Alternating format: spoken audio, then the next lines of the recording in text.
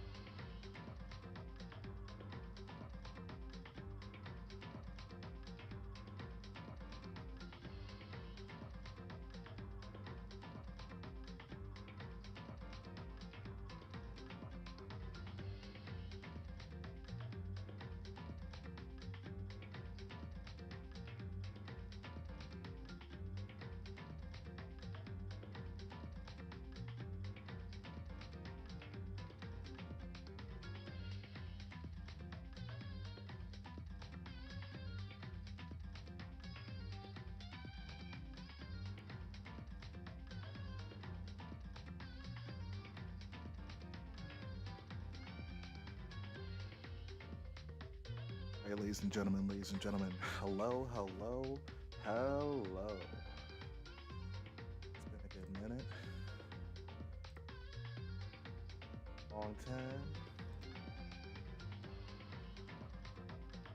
Welcome back. All right.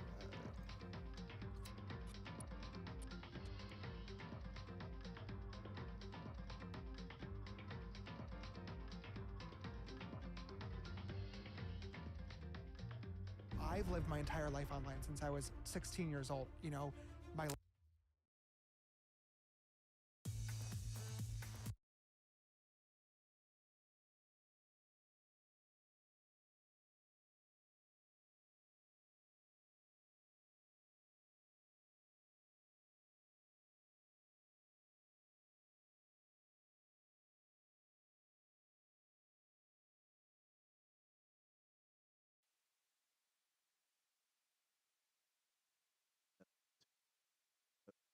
Cool. There we go. Test one, two. All right. I'm back. Just gonna do this. Okay.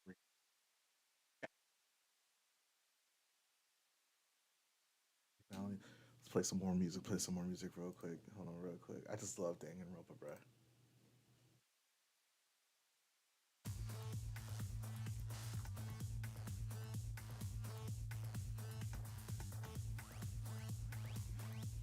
All right. So, okay.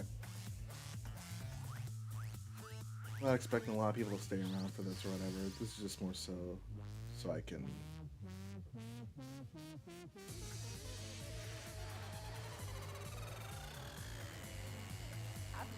I don't. I'm good. I'm just ashamed of me. Is it autoplay? It's weird.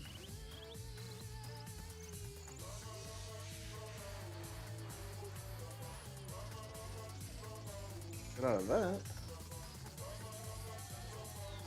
I'm gonna get right into it. So, I have read. We are loaded up. We are loaded up.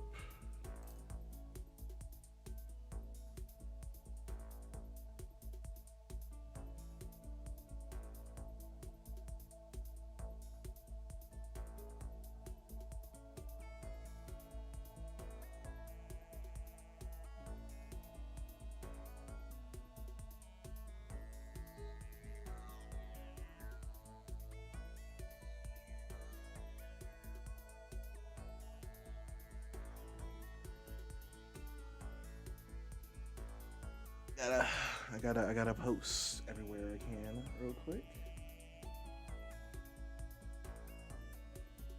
Everybody know that the stream is happening.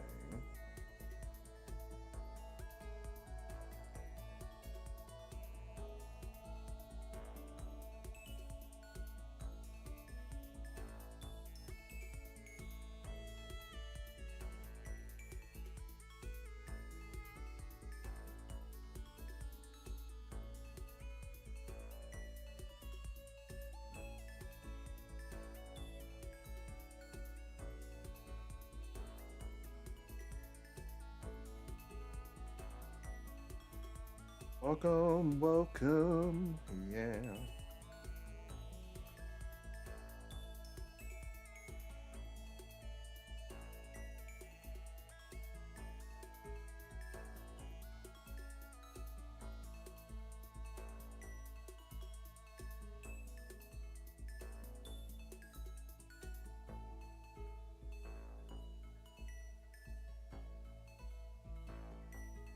Okay. Ladies and gentlemen, hello, how are you? I hope we're all doing well. A little bit of rules for the stream. Have a good time. Thank you. All right. Obviously, not the obvious stuff, but all right. Pause. Okay. So, for those people that are listening and right now knowing, like, may like what's going on, basically, I heard about this James Charles interview through Peter Mon's channel, and I saw him talking about it, and I watched this whole video, but I was like, you know what? I haven't made a video in like what 3 months. I think it's been like in what 91 days or something like that. So I was like, I feel like feel like this is definitely something important to talk about. Yes, Pokemon Day. They said Power World. What's that? They said Power World. What's that? So yeah, I'm just kind of here.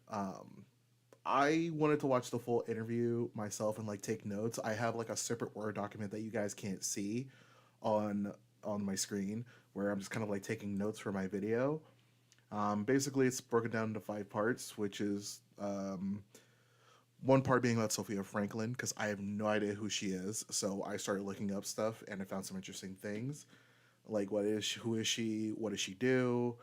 I see something about like call her daddy or something like that. So I know call her daddy is like a podcast.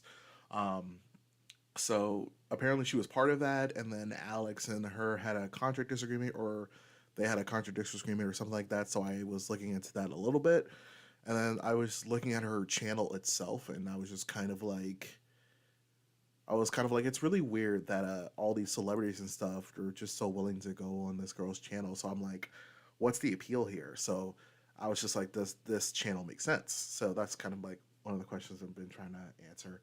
Um, Part two, my goal was to like talk about the James Charles stuff yet again, even though I feel like we talk about it nonstop. So I just wanted to like get a brief summary of his past allegations and stuff like that, because I think it is relevant to this interview. And we have the interview itself, which we're just gonna take a bunch of notes on. I heard some things that were just very like, it sounded very weird, so I'm gonna look into that as well. Um, I don't like how it blurs out when I click away. Whatever. Um, and then I was just gonna get some get some comments from her video itself because I looked at her comment section. Actually, I'm here now, so let's scroll down a little bit. Also, I love how YouTube is trying to hide comments so damn bad because they're all the way at the bottom now. And let's go all the way to the bottom.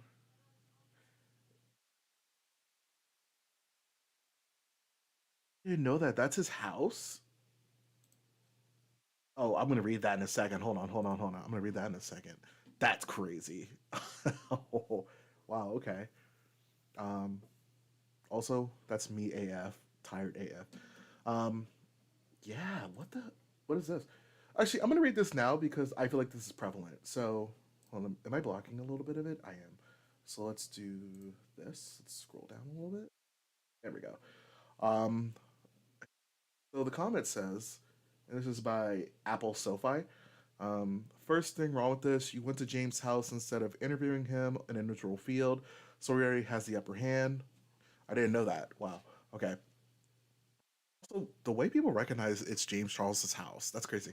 I don't. That's how you know I don't pay attention to the man at all. Then you didn't ask him about the apology video. It's like, why did he delete it? Why years after his video where he said he was going to change? Why did he keep DMing guys on Instagram? Again, another fair point that's not brought up, from my understanding. But we're gonna look into the whole interview. We're gonna watch the whole thing because I have some things to say about like being too friendly with like celebrities, or how do I say it? I just feel like this is a PR stunt. Um, I can't explain it, but it just feels like James Charles has been on this like PR tour right now, and I don't like it. So, um, where was I? Where was I? Also, he says, what? Also, he says to you that unfortunately his dating life was made public. Well, wasn't he always commenting on Instagram? He was. And tweeting very explicit things that he wanted to do to guys. He absolutely was. And I don't know why people are acting very confused about this. Like Shawn Mendes. Yeah, I remember that. So it's not like he wasn't sharing that part of his personality and life. Finally, you compared your apology video or scandal to his, which I I was tripped out about that because I heard that from Peter Wan's video, where she was like, I've had my fair share of apology videos, and I had to pause, and I was like, what do you mean? Like apology videos are just kind of like normal? That's not normal. If anything, you should be like, oh, I've never done an apology video. It shouldn't be like funny or cute to be like, oh, us influencers, we do apology videos. That's kind of weird, dude. I don't know. Um, which says that you're not taking serious what he did at all. I agree with that too. I don't think it's quote unquote bad to interview someone that committed a crime as long as you ask the questions that everyone wants to know and truly wants to see from the person what the person thinks about what they did. You even praise them for his makeup. Yeah, this is what's insane to me. This is, from my understanding, and I haven't even seen the interview yet. This is like fangirl behavior, and I was just like flabbergasted. But after what you've been doing lately, oh see, this is what I mean. I don't know who the Sophia person is, but after what you've been doing lately, this doesn't surprise me at all. You aren't only a mean girl. This is beyond that. So I don't know what that's about. I kind of want to look into that. And oh, there we go. Sexting minors is not drama; it's a crime. They, oh my god. Okay, the first comment. No offense to this person. They lied about their age. Okay, I just want to get this out the way now. Um, this whole I actually looked up the law. Hold on. Let me take my screen away real quick. Hold on, hold on.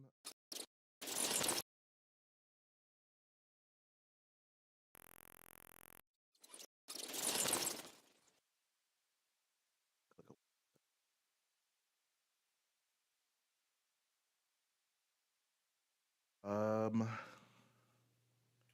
if a child lies, I've searched this before. That's how you know. I've searched. I've searched this exact thing before. Obviously, you guys can't see it, but it's in my search bar. Okay, let's just get this out the way now because this is the number one argument about James Charles. If a minor lies about their age, the minor will face no repercussions. However, adults like James Charles who engage in sex acts with minors who have lied about their age can still, still, important word, still, they are still liable for a sex crime. And I think, like, even if the people lied, right? Even though for one of the people that he quote unquote admitted to, we're gonna get to that because he even said he didn't admit to anything in a sense. Um, Let me get this off the screen before I get clapped by YouTube. Let's go back up here. Um, so, from my understanding, like even if a minor lies about their age, like you as the adult are still responsible because kids will lie, minors will lie all the time. Like that's pretty evident. I think that's what they were getting at with that whole thing. So for the people that are like, oh, James Charles, like he's a victim because these people lied about their age, blah blah blah. He's still at fault. So I think me just pulling that up just kind of shows that, and I kind of wish that would stop being the argument that, and it's a poor argument by the way that people go like, oh, well, they lied about their age. So I'm like, okay, you're still an adult. And also, we're also going to bring up the Cosmopolitan article because I have it pulled up. Where is it? Yeah.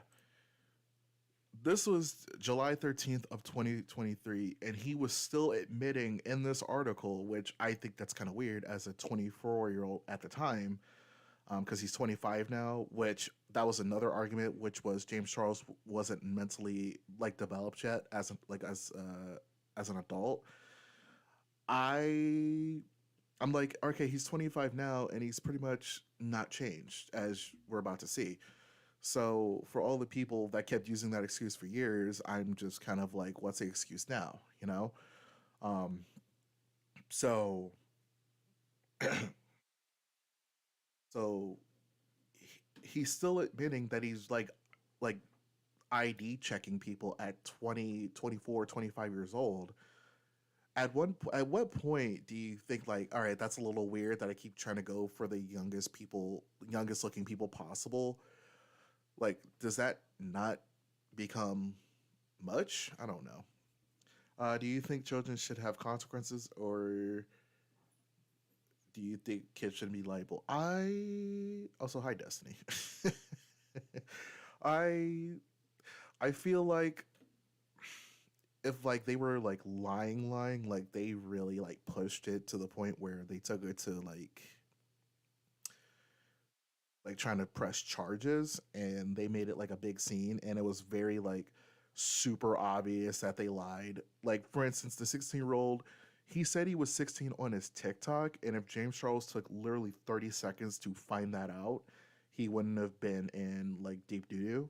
So that's what I'm talking about. Like if they were hiding their age, if they did everything possible to hide their age, knowing that it was wrong to talk to an adult as a kid, I think, you know, depending on the situation. But still, it's still a minor. They still don't know any better, which is also the argument for James Charles, which is he's young, he doesn't know any better. Again, I think as a grown ass man, poor I think that's a poor excuse. Um, so let's just listen to the interview, and I'm gonna take some notes as I go. Again, you cannot see my screen where I'm taking my notes. Um, oh my god, we have 7 people in here. Hello, 7 people. Okay, what's up, y'all? What's up? What's up?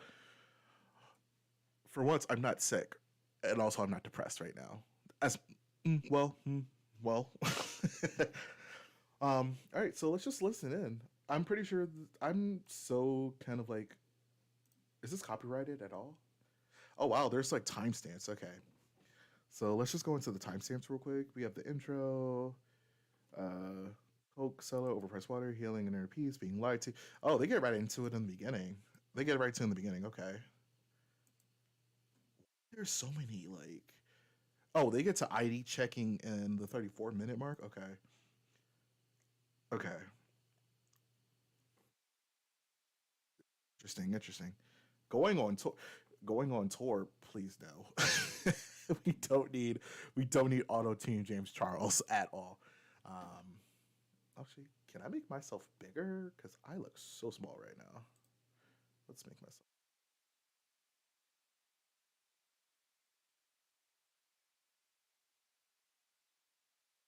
Didn't mean to do that. Oh no. Oh, we got 10 people in here. What's up? What's up? What's up? What's up, y'all? What's up? What's up? Put that. To make myself bigger. There we go. Hello, hi.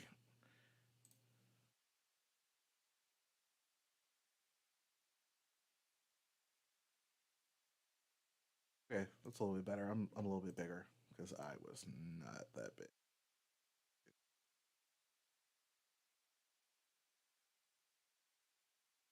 Okay, so let's just look at this video. I'm gonna take some notes as I go, give my thoughts. So here we go. I've lived my entire life online since I was 16 years old. You know, my life is James Charles. Hi, sisters.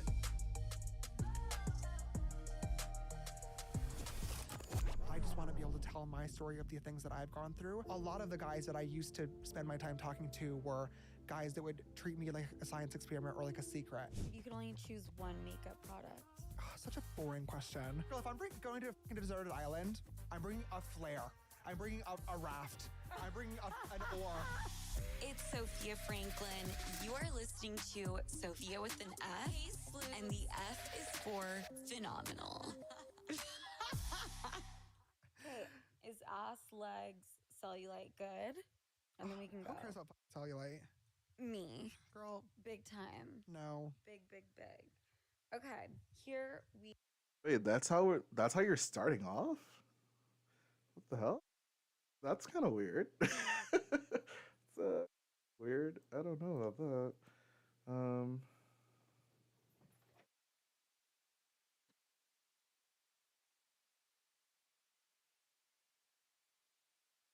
uh,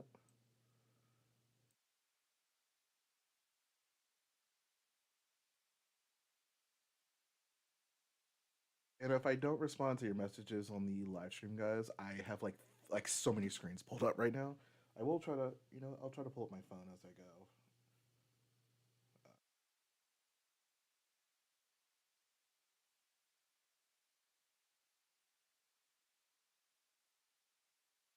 I have my live chat pulled up on my phone so I can like keep looking. Okay, so we're starting off with like a cellulite joke. That's really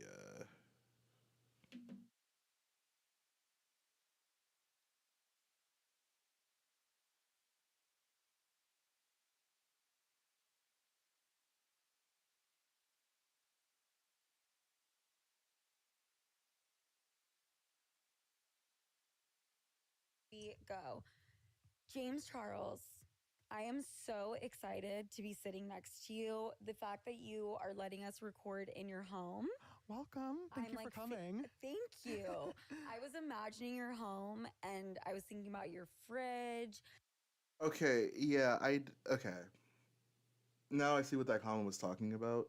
I didn't know it was James Harlow's house, but she was like, "Yeah, we're in your house." And how is this not unbiased? I mean, I guess it's not her responsibility to be biased or not biased, whatever. But if she did like a smidgen of research, you would not want to be anywhere like in a place where he has all the power. You know what I'm saying? So I don't know about this. I think this is a bad move. We'll see.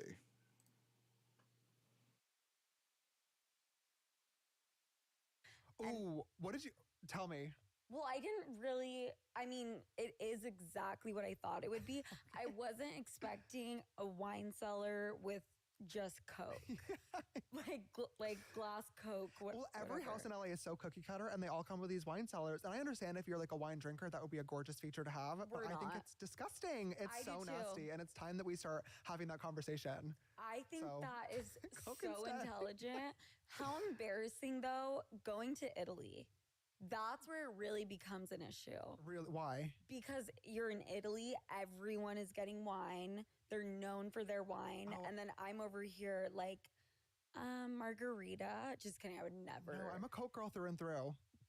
Just kidding. I was about to say re-say that because that sounded kind of crazy. Okay. Nothing hits like a cold cup of Coke, especially the Mexican Cokes in the glass bottle. Ooh, The glass bottle makes, gets you every time. yes, your glam room and where you do the makeup is really what I'm so excited to see. Can't wait to show you. I'm going to cry. So there's a lot to discuss today. Of course. My podcast is lighthearted, fun. It's in the comedy section. I think there's some responsibility. Oh, she said her what? Her channel's in the comedy section?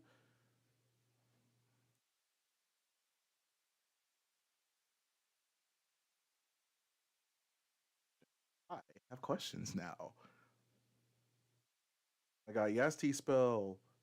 I'm gonna click on that later. Um, via. She said comedy, right? Okay. Pause. Let's go to her oldest videos. Okay.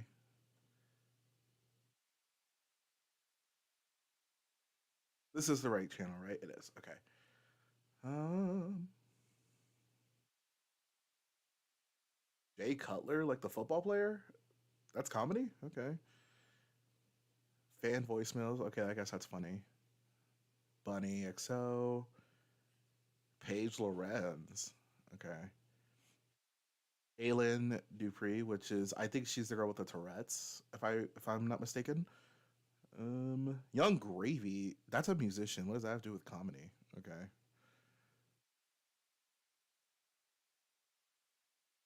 Becca Moore.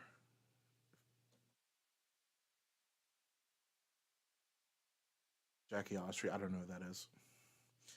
Uh, do. Lil Yachty, another musician. Wait, so she kind of does like podcast and then like get ready with me slash vlogs. Okay, so she's trying to stay to one channel like me. Okay. Okay, you got Will Vicky on here. Pause. We got Will Vicky on her channel. Oh no, thank you. Mm-mm. Heather McDonald. Don't know who these people are. Okay, another get ready with me video. Dylan Danis. Okay.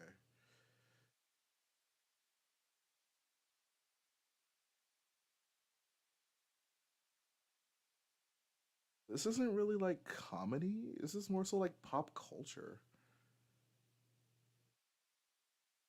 Oh, so they kind of like looked out for each other because they went on each other's podcast because this is Tana, but as you can see here, oh, wrong one. They also she went on Tana's podcast. Okay, so was that like a look out for me, I'll look out for you kind of thing, or what was this? When was this? Can't. Where's the date? Oh, June 16th, 2023. How many months? How many months is that? 8.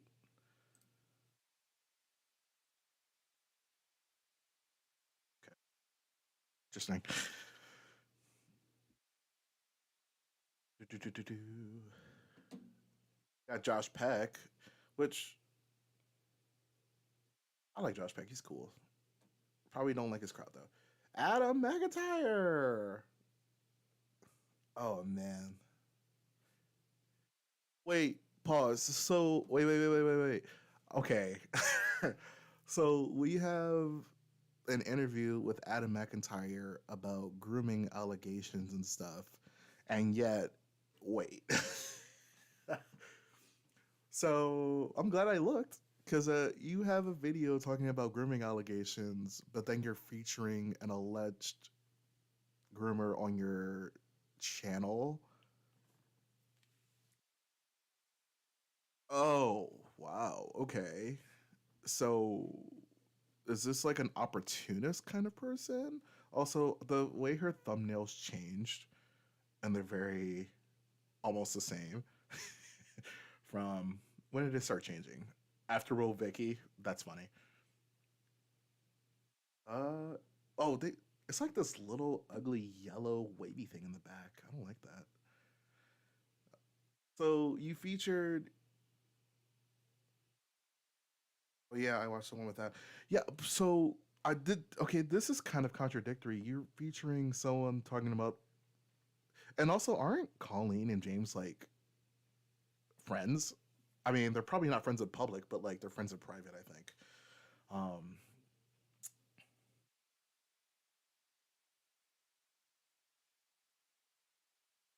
okay, so 8 months ago, yeah. That sounds about right. They looked out for each other. Uh who else is on here? Okay, Abby Lee Miller. Wait, you have Abby Lee Miller on here? Abby Lee Miller's Truth, Surviving Cancer, which, that is sad. Thriving in Dance and Maddie Ziegler. Okay. Yikes. But still, Abby Lee Miller. No, thank you. Um, Lonnie Hilker? Can't read that name. Jeff Wittick. Okay. Recognize that name. Waka Flocka. What is Waka Flocka doing these days, dude? Guess he's going on podcast or something. I don't know. Um,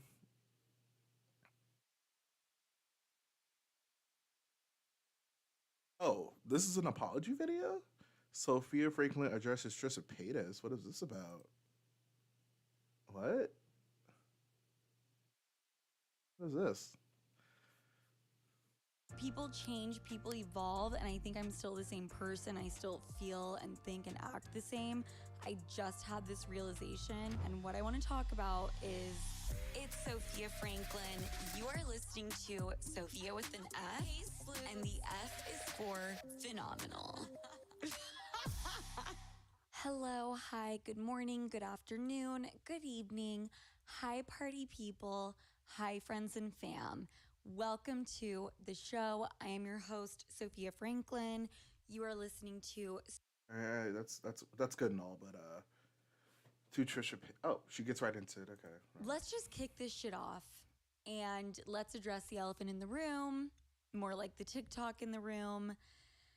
If you don't know what I'm referring to, and it rhymes with Trisha Paytas drama, Google it. I'm not going to explain it. I'm not going to like rehash the whole thing. You can always use Google as your friend. First and foremost, I would like to apologize to Trisha Paytas. What I said and what I did was a low blow, and I can fully acknowledge that. And I'm sorry. I truly am sorry. It's interesting to me why I was so triggered. Like, it's interesting because I feel as if I must be an extremely sensitive person. Okay, wait. So what are you apologizing for? I'm so confused. I'm also my webcam pros. That's funny. I'm very confused. Like, what are we apologizing for? Um, what are we apologizing for? I'm so confused. I'm so confused. Because a lot of you, including one of my really good friends, Brooke, commented on the video saying, Sophia, are you good? Like, did you watch the same video that we all did? It wasn't mean. It wasn't, all those things. For some reason, when I watched it, it was extremely triggering. I don't know exactly why. I will up my therapy sessions to twice a week. But I am sorry. And I don't want to spend so long on this. Hey, so I'm so confused. So now I have to look up Sophia Frank.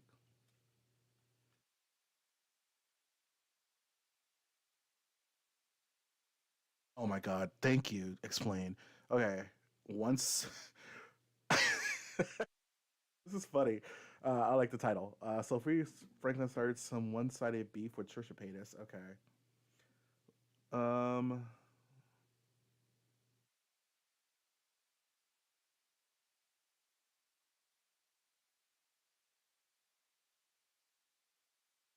So just because Trisha has decided to use a platform to talk about her mental health in a positive light doesn't mean others won't pick internet fights with her. That seems to be what happened between uh, Trisha and her former Call Me Daddy host Sophia Franklyn. Oh, and former, like not her former host. Okay. Um, Sophia came at Trisha Paytas over a video glamorizing mental illness. The video that started drama was Trisha's stitch of a clip Sophia's podcast where she and a guest comment on how they love their mental illness. um okay, no hate to those two girls. For those of us who don't love our mental illness, this one's for you. Just began her response. I feel like it's great that mental illness is normalized and talked about, but it can be discouraging when it gets like so glamorized or it looks like people are functioning so easy and you're not. Um, Trisha continued sharing in her TikTok about how she struggled with multiple mental illnesses, some of which she's previously talked about online, and she admitted that even on her best days, it still really freaking sucks. Oh, don't want to show a TikTok. I will definitely get claimed. um, so basically, Sophia, I guess, got triggered because she thought Trisha Paytas was making a joke about mental health, but like,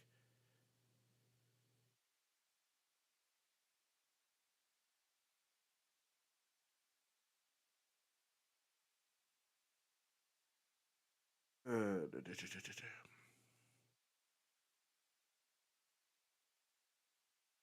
so I saw Peter Mon uploaded a video. What is that about?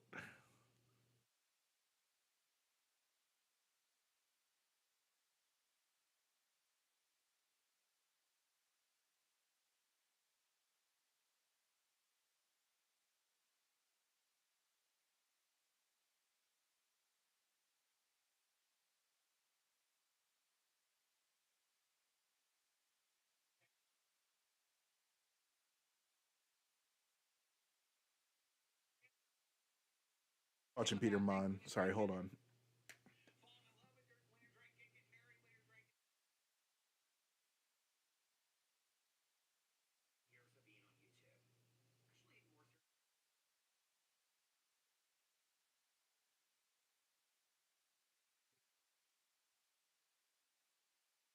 Oh, I think he's dealing with another stalker. Okay, I'll watch that video later. I'll watch that video later. Okay. Um.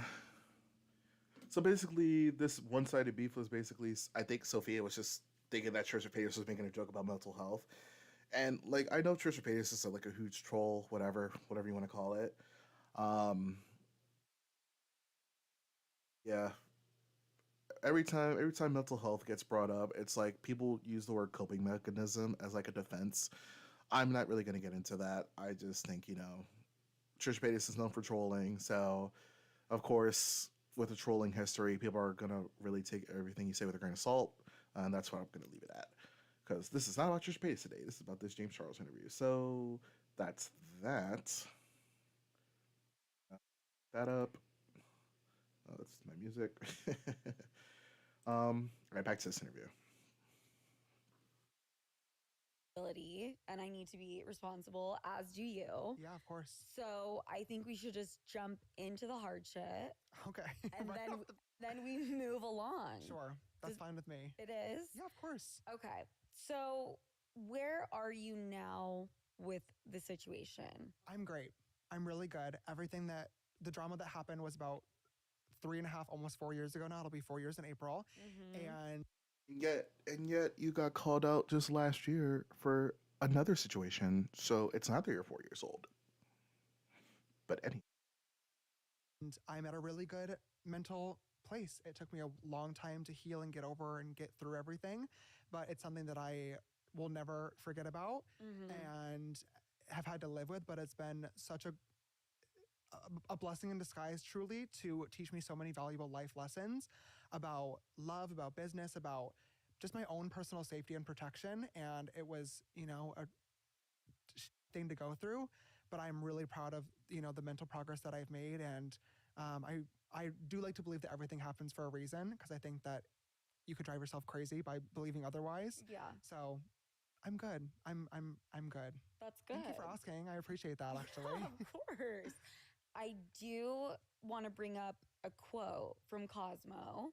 Yeah, go ahead. Oh, And here it we go. said, when I polled friends and colleagues about Charles, so this is from the writer, Yes. in the run up to this day, the general consensus was that he had done something bad, but no one was clear on exactly what. Yeah. Okay. Oh, that's the quote she went with? Okay. You ever just like you ever just like listen to something and like you're yelling into the abyss how wrong this is? W- There are so many channels. So many. Hold on. We're gonna do this in real time. Hold on.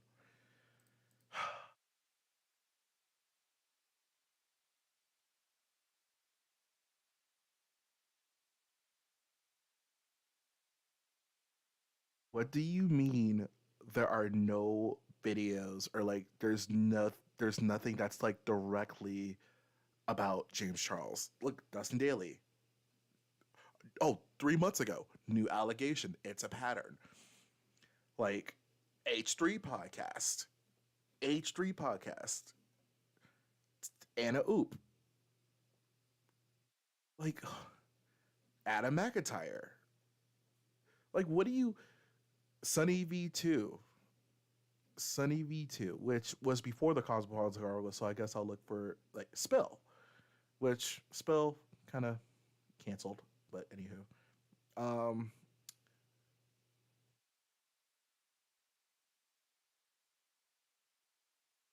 there are so many videos about James Charles. I'm so confused about that argument. I don't get it. Like, what?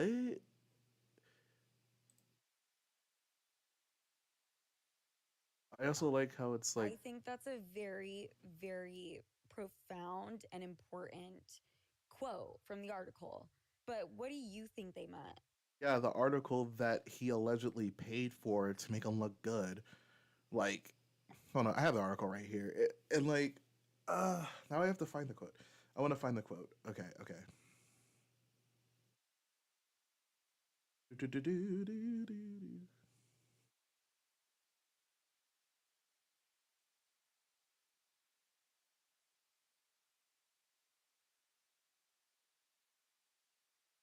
Yeah, he was 24 years old when this article came out, and he was basically admitting he was still DMing people asking for IDs. Like,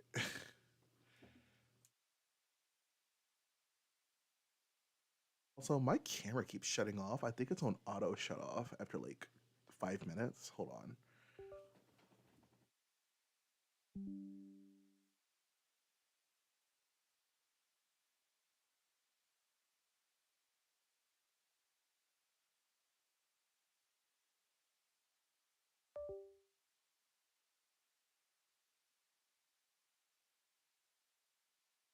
Also, my cat is here. Also, my cat is here. So, hold on, guys. You're about to see my cat. Here we go again. I'm here, and no, I'm not. Yeah.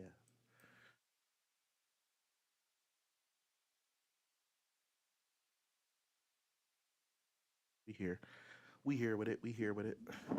Okay. So,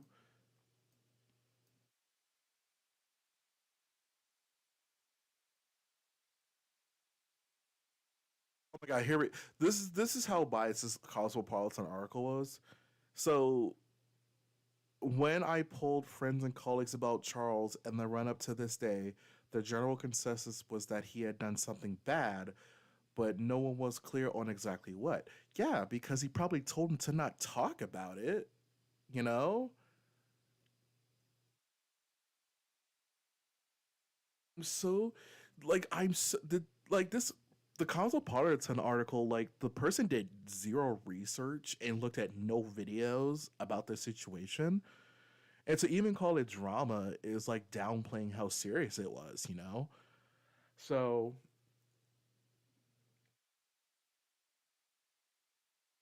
like this was like a puff piece to make him sound good and then to promote his launch of the painted palette, which the first launch was like terrible. Like so I don't know. It just feels like this whole PR tour of redemption that's been going on for almost 2 years is just so weird to me. Yes, the cat.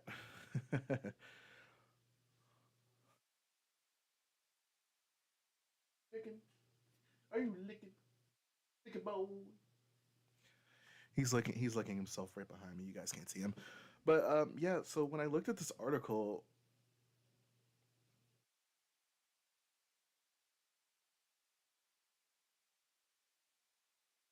and then there's talks about all his other controversies where he like made a bowl joke and all that stuff, right? Yeah. Oh, here's the Shawn Mendes thing. Um,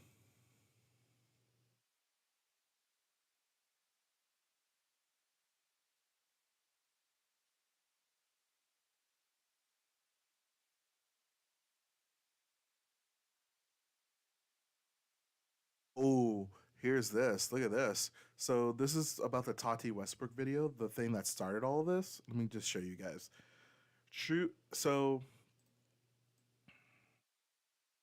let's read the whole thing, I guess. Um, Charles developed Charles developed a reputation for a kind of over-the-top thirstiness, a quality that will be interpreted as refreshingly candid or slightly cringe, depending on who you asked.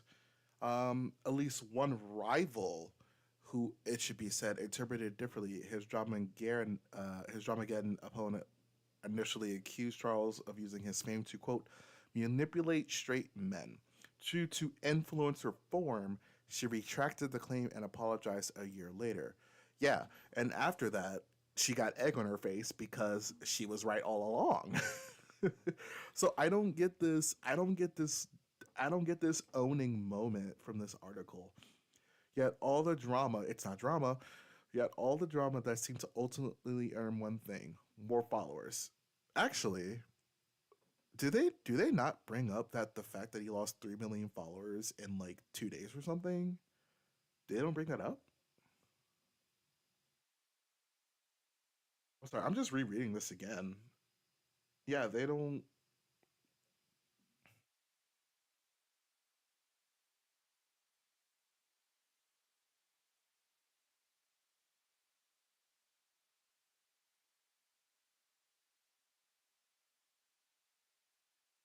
So they're bringing up the holding myself accountable video.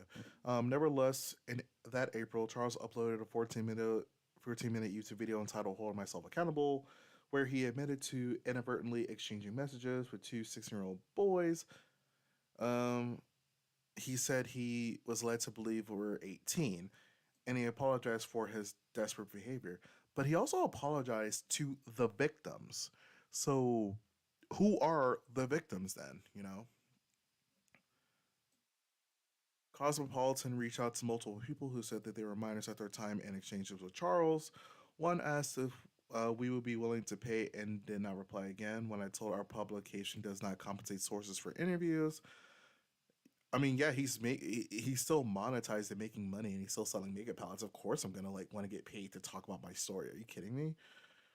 But another former accused wrote back via Instagram with a new revelation.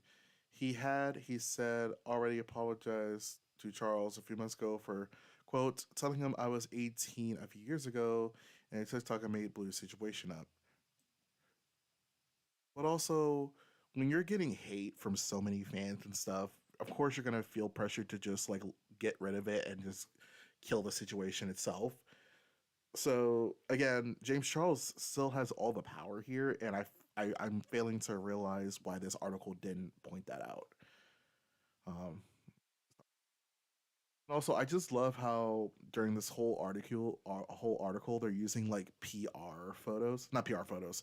What do you call those photos? Photo shoot photos to make it look James Charles look better.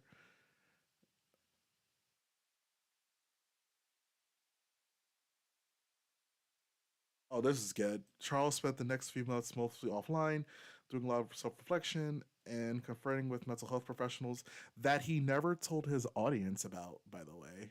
Oh my god, my camera went out again. This is crazy. I don't know why. I'm just about to just switch to my other webcam and call it a day. Yeah, I'm here now. So,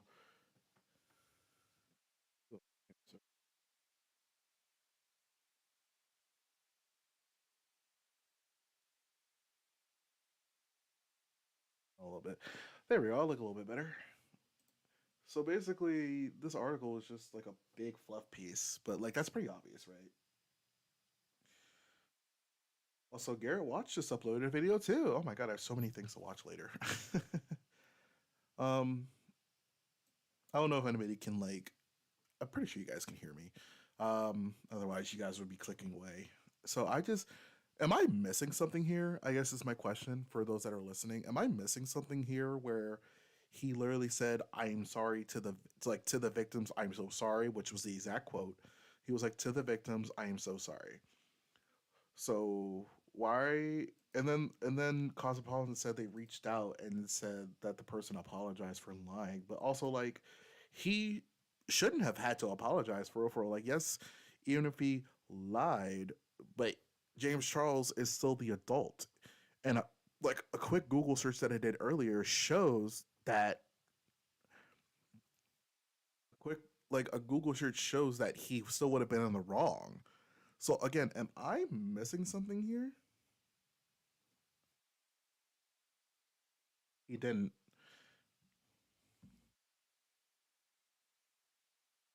He didn't. He didn't what? He didn't what? I'm sorry.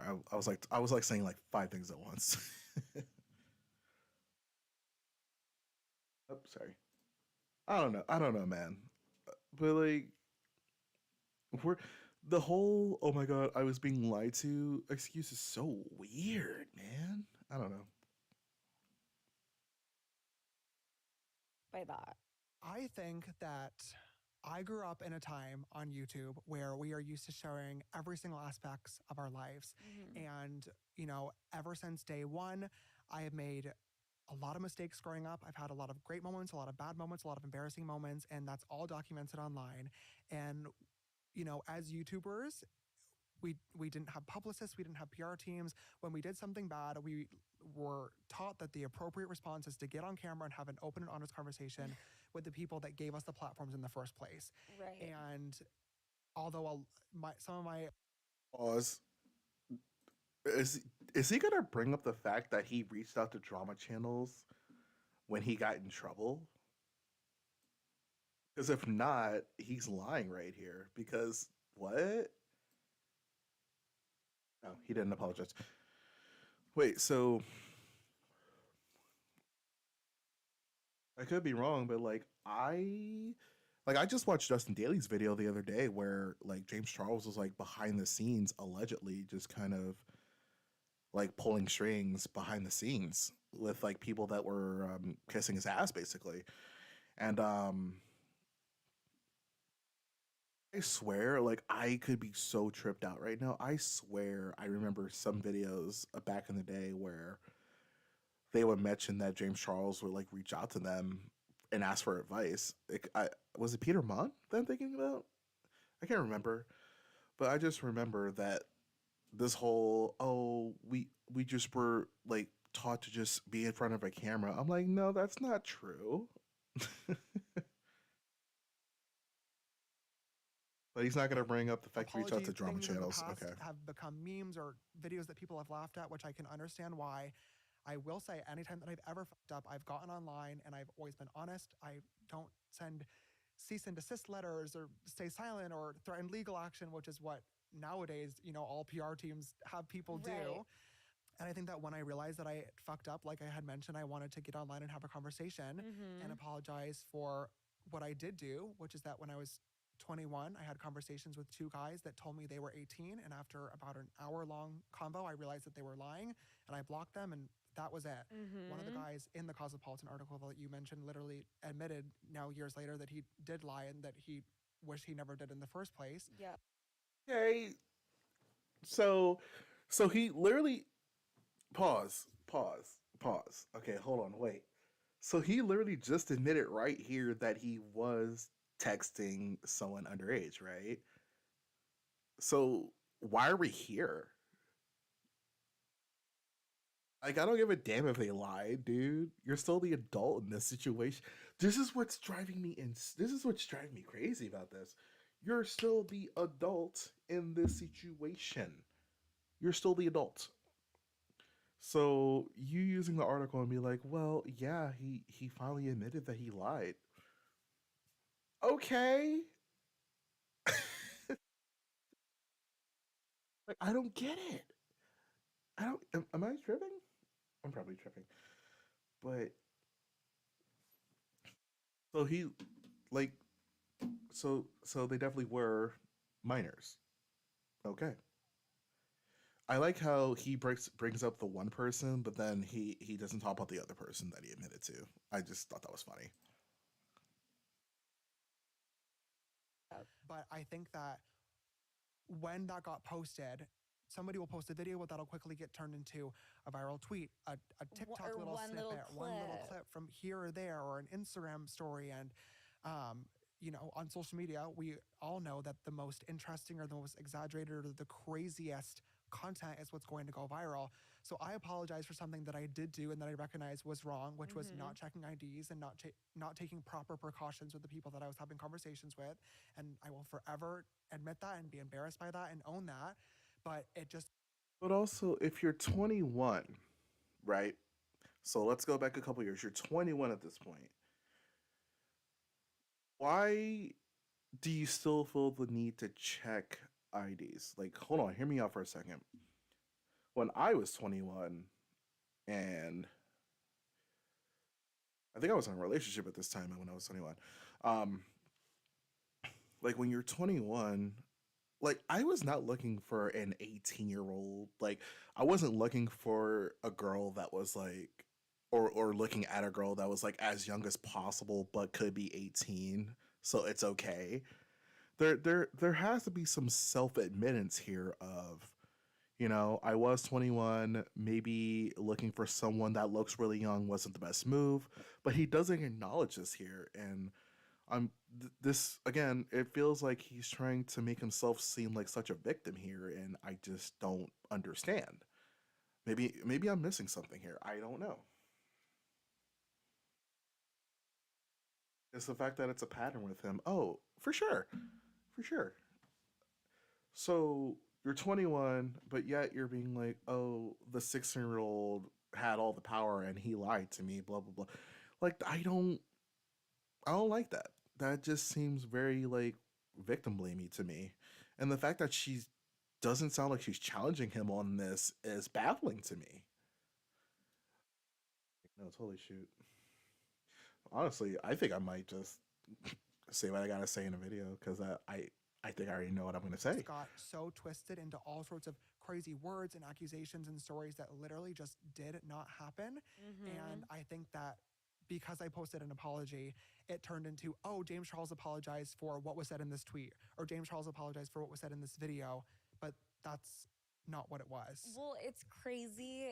The So whole what are you sorry for? apology video thing, and I've done a few of them. Nothing to be They proud of. bite you in the ass, which that's so backwards, right? Yeah. Like it should Like girl with your one-sided apology to Trisha Paytas. be a good thing, but the video will never be good enough. They weren't sad enough. They weren't remorseful enough. They didn't say you know what I mean? I think it's such like a tricky topic. Like I think that when you do fuck up, like you need to show remorse and that you're sorry and own what you did. Yeah. But I think that like the only way to truthfully do that is over time through action. That's it. Like I think That's that you need to great. show an apology rather than say an apology Actions it's- speak louder than words. every time. Every single time. So I think like it's just a tricky road to go down because there's never anything that you can truly say to fix it. I think you have to prove that you're sorry and realize what you did was wrong over time. And I I'm li- I glad that like I've been able that. to do that over the last couple of years. Yeah. So for real, last question, because it has more to do with me. What? Is basic. Jesus. Go ahead. I didn't realize how crazy that sounded until after it came out of my mouth, but I kind of love it. Is the idea of anchoring bias. Have you ever heard of that? I haven't. So basically, anchoring bias, there's a million forms of biases, right? Confirmation bias. And I learned about this one, anchoring bias, which basically means people tend to hold on to and believe the first piece of information they Yes. hear about something. Yeah. And it's really hard for them to let it go. Yeah. Second, 1 second. I'm gonna look this up. I'm gonna look this up real quick.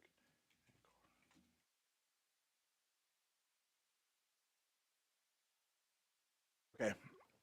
The anchoring bias is the pervasive cognitive bias that causes us to rely too heavily on information that we received early in the decision making process.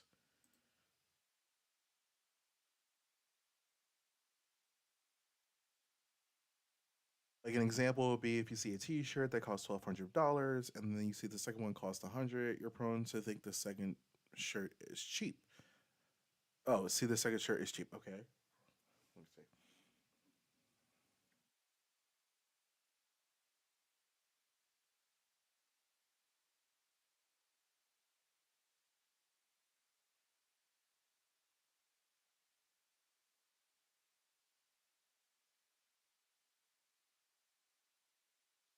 Okay, wait. So if we're gonna go with this, right? Hold on, I'm gonna bring the mic to myself a little bit closer. If we're gonna go with the anchoring bias argument, then our for the general public, for most of us, the Tati Westbrook video was the first piece of information that we had because we like I remember where I was when the Tati video dropped. I was at work. Like I remember that day, you know what I'm saying? And you know what's crazy? The whole texting minors thing wasn't a thing from Tati Westbrook. Even the Cosmopolitan article acknowledges that, where all Tati Westbrook said was that James Charles like really had a thing for straight men. And again, if we're going with this anchoring bias thing, then wouldn't more? Well, of course, more straight men did come out and say James Charles was flirting, whatever. But wouldn't that be the main thing we're talking about today? You know, which I feel like we don't talk about that aspect enough, where James Charles really was into straight men, because he even said it in like a Shane Dawson vlog one time, and then I think Rylan and Shane were like, oh, that's gonna get you in trouble one day or something like that. I can't remember. Um, but but if the whole anchoring bias thing that she's trying to throw out as an excuse for him, which that's what she's doing because she's a fan of him, by the way, um, we will be talking about how James Charles like approaches straight men way more than we would talk about him texting minors. Because, like I said, the Tati Westbrook video was the first piece of information that was kind of out there, and for the most part, it was kind of true.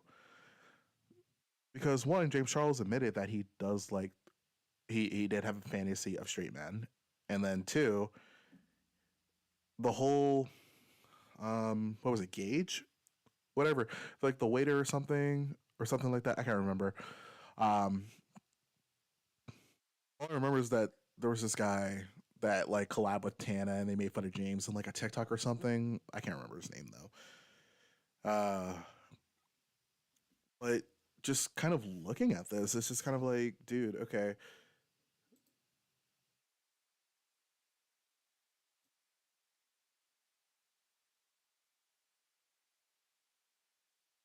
But it's not really a bias if it's like, I think she's using anchoring bias wrong here. I think that's where I'm gonna leave it at. I think the term anchoring bias is being used completely wrong here. But that's just my personal opinion. Um, if she, I don't know. Obviously, this is kind of like, it feels like another puff kind of like video to make James Charles look good, whatever you want to call it. So this would not be that surprising to me. And I think for me, that was very difficult. I'm sure for you. Yeah. Not that we didn't fuck up. I'm just saying, moving forward, do you feel like this is something that will always be a part of your story and you and Unfortunately, yeah, I do. And That's that your fault. sucks, but at the end of the day, it's my fault. So Yep. it is what it is. Like I said, Yep. I've moved past it. I think that, whenever drama. Okay, clearly you haven't moved past it because you just had an article last year talking about please uncancel me. So no, you're not over it. Because if you were over it, you wouldn't bring it up again, right? And this isn't like one of those cases where, you know, how do I say it? it's not one of these cases where like James Charles is the main victim here, you know? We're talking about we're talking about a dude that was basically he got caught. And then when he got caught, he made up a bunch of excuses. And the fact that this person, this interviewer, Sophia person, again, I don't know that much about her. From how do I say it? I just don't get why she's giving James Charles an out. Like, are they friends? I don't think they're friends. Because by looking at her channel, it doesn't seem like she really like has like any affiliation with any kind of like community. It just feels like she's a pop culture person, which is fine. Um, but nothing indicates to me. I'm just gonna say this now. Nothing here indicates to me that how do I say it? Nothing here indicates to me that they knew each other like that. So obviously not, because you're if like this. I don't know how to say it the right way. See, this is why I don't do live streams, because I will fumble up my words so bad, guys. Um, I just don't understand this need to validate him. I think that's my best way of putting it. I don't understand the need to validate what he did, you know? And do they bring up the video, by the way? I'm just going back to the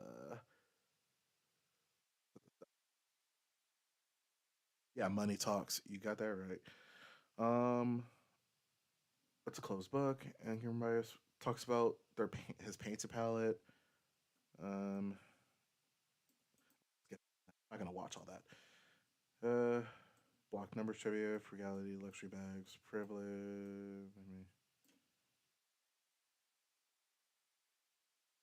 Care about a singing career at all. Ghosting versus being rejected. Okay, we're gonna skip after this part. We're gonna skip all the way to the ID checking and setting boundaries part, and we're gonna. I think we're gonna watch the rest of the video until the whatever that is. Um,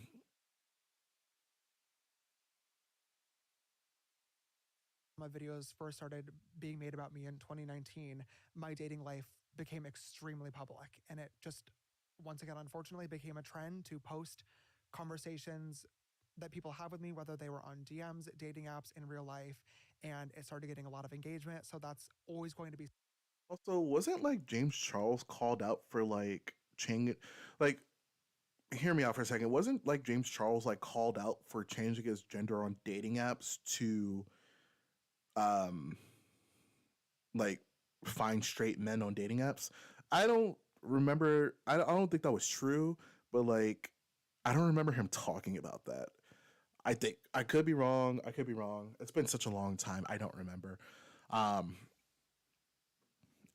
kind of can't go on Twitter right now because I feel like I do. I'll get Insta banned because that's a lot of stuff that I do not want to search for. Um, but I remember like at one point in time there was like a thing that James Charles was on a dating app listed as a woman, um, and they set their preference to straight or something. I can't remember. I can't remember what that was all about. I don't remember if that was true or not. I don't think it was true, but like I don't remember him addressing it either. I think it was just like a thing that people talked about and then it quickly moved on. And I remember Adam McIntyre was like in a club one time, I think, and he pulled up his dating app or something, and James Charles was like on it. I can't remember. I think that did happen. I thought that was funny. Um, but again, this just really feels like hold on. Be something that I will now need to look out for when having any sort of conversation, romantic or not. So I think like with that, it's just the same thing as like if you were a restaurant owner and you said, "Oh, Gordon Ramsay came in and said my food was and spit on it," you would probably believe it because you know that's the character that he is online. If you said that, you know, you were in a store and overheard Billie Eilish singing to herself and she sounded incredible, you would believe it because she's an incredible singer. Yes. Unfortunately, with me, my dating life became public and stories were posted, and you know, it becomes a thing where now if anybody makes anything with any sort of claim, like you said, it's the anchoring bias where people say, "Oh, I've Yes. heard this before," so it It's Oh, there it is. That's what Peter Mon was talking about, where he used exactly what she said and said, "Oh yeah, anchoring bias. Yeah, yeah, yeah. That makes a lot of sense. See, anchoring bias. Yeah." And again, I don't think they're using anchoring bias correctly.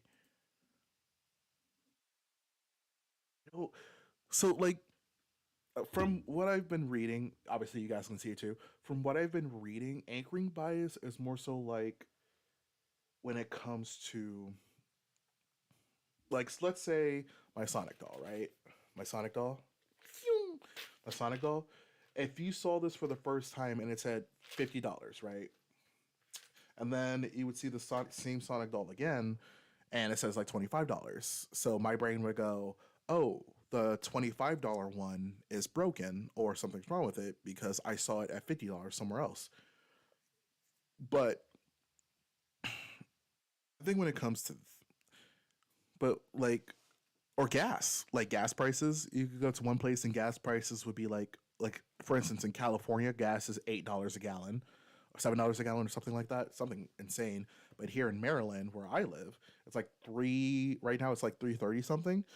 So if you go to California and you see the gas prices are high, and like that was our first place you ever went to get gas, your brain would go, "Oh my god, gas is so expensive." And then you come to Maryland, and you're like, "Oh, gas is so cheap here. So this gas must be bad."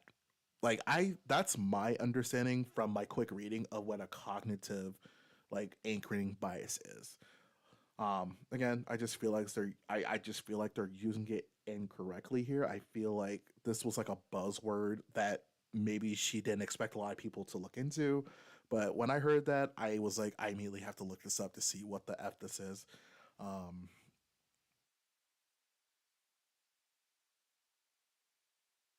Yeah, I think I heard, but actually never looked to confirm the dating app thing. Yeah, I don't know about that. You know, if he did do that, that's really awful. But I don't think that was true. I think that was just like a meme that was going around where it was like really easy to just make a James Charles dating profile and do that. Because as we know, if you ever been on a dating app, it's really easy to like catfish somebody. So I really didn't like think about it too much, I guess. But like back to this angering bias thing, and I don't know why this is bothering me so much, but I think what it is for me, I don't like when people use terms incorrectly, and it just feels like they're using it wrong, and I'm not letting it go. Um, Angering effect, how it affects your everyday life, where people rely too heavily on the first piece of information they get, but also like we, how do I say it? We especially on YouTube, especially when it comes to this commentary scene that I've come accustomed to, the whole, we believe the victim's stories thing, I feel like that heavily plays a part into it, you know, where, like, okay, clearly this 16-year-old is not going to lie about an interaction they had with an adult. Like, or, oh, this guy who said he was straight came out and said he felt uncomfortable with a conversation he had with James Charles. Um, because at the end of the day, James Charles is the one in power. He has the power. He's been having the power since the allegations like have come out, right? Um, how do I say it? He's kind of been in charge of his own narrative for years. It's not like it's not like the guys are making YouTube videos and making videos over and over again, especially the ones that he admitted to. It's not like they're making videos like 5 times a week trying to really like set the story straight or whatever. They kind of like said, "Hey, this happened to me. I know they got a lot of hate for it and they got harassed about it," which I feel like that's why that one person apologized for lying. I just feel like they felt pressure to do it, but that's not. I have no. I can't confirm that or deny. I can't confirm that. It's just like a gut feeling. Um, but I just feel like if we're really gonna push this narrative that people just like are like sheep and they follow the first piece of information, I think that's like a detriment to the. It's not really a community. I don't want to call it a community because it sounds like, I don't know, it sounds like a positive thing. But the community of people that have been harmed by these types of like acts, I feel like that's a detriment to their stories, and I feel like that's a slap in the face. And I maybe that's why I have such an issue with this whole anchoring bias thing. And I promise I'm gonna say it. I'm not gonna say this. I'm not gonna say anchoring bias this much in my video when I record, but I just don't like how this is his out. And I feel like, again, this interviewer did a terrible job. That's just my personal opinion. I do not know the Sophia girl. I don't have like love or hate for her. I just feel like she did not do the right things here. Like, you're giving someone with very serious allegations an excuse. And I don't think that's okay. You know? Let's get back to this and then we're going to skip ahead. Must be Truth. true. It's the first thing I heard, and there's nothing different. Yeah. I just think everyone listening, all my sleuths, like it's something to be aware of. I mean, regardless of Speaking of people that are listening, by the way her fans even said, girl, this isn't it. Like, let's go back to the comment section real quick. Like, the way her people are presenting this, like,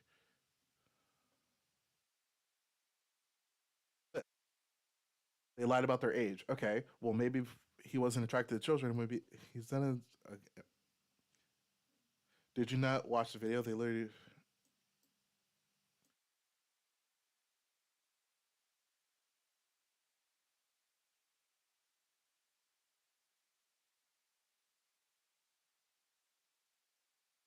I knew these guys were clout chasers.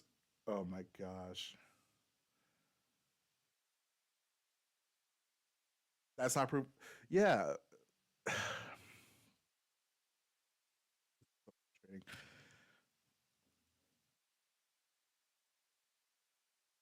This is it right here. This is it. For me, I knew those guys were clout chasers. Question: Why? What would they get from coming forward with proof? Which they did. Like, there's no clout to chase from. Also, he was sending like sexting photos. Like, it wasn't just like conversations. James is making it sound like it was like a one and done conversation, but if you're telling me within that hour you're already sending provocative photos to minors, I think that's a problem. Like, you're that willing and that desperate that you're already sending these very raunchy photos to someone you really don't know. That's also telling, personally.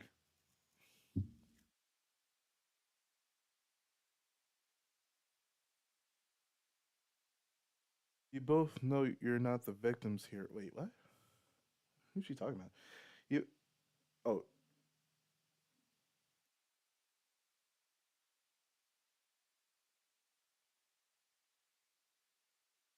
also James hitting on underage straight boy. Well, I don't think they were. Were they straight? I don't remember. Well, that's not. That's. I don't think. I don't remember that part. Um. Yes, we want to hear you taking accountability and holding responsibility that you abused the power dynamic, which they never brought up the power dynamic. I thought that was really interesting. Um, and that makes things very predatory. Like, there was, I remember, and I think Dustin Daly showed this clip in his video where he was on like the Logan Paul podcast, and he was talking about how he was really into this guy and he wanted to fly it, like he wanted to meet him and stuff. And the guy was like, I don't have money to buy a plane ticket. And James was like, well, I can, so get out here or something. Actually, we're gonna look at Dustin Daly's video real quick because I'm gonna find the clip. Berleezy, Berleezy. I'm gonna watch that later. What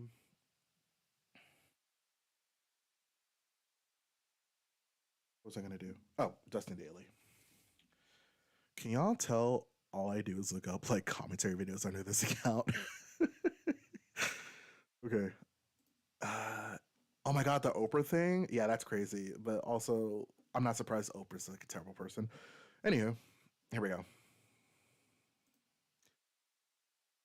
Find the podcast thing.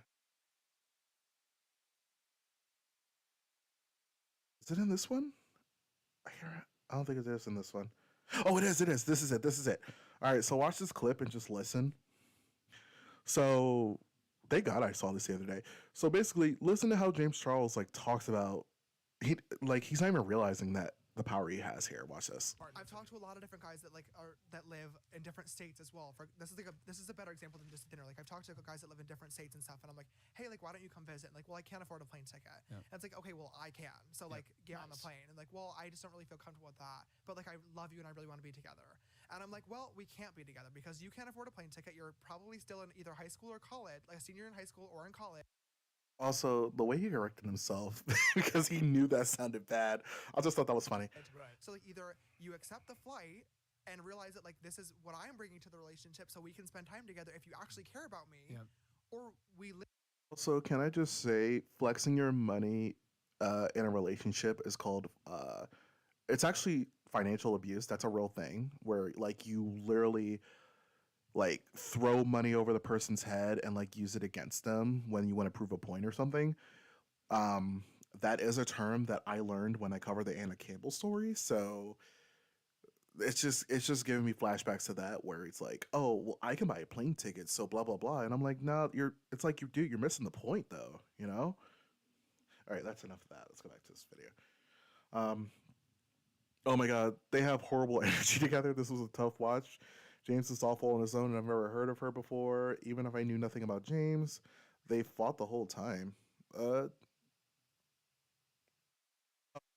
Oh, except for when he was explaining his his allegations conveniently.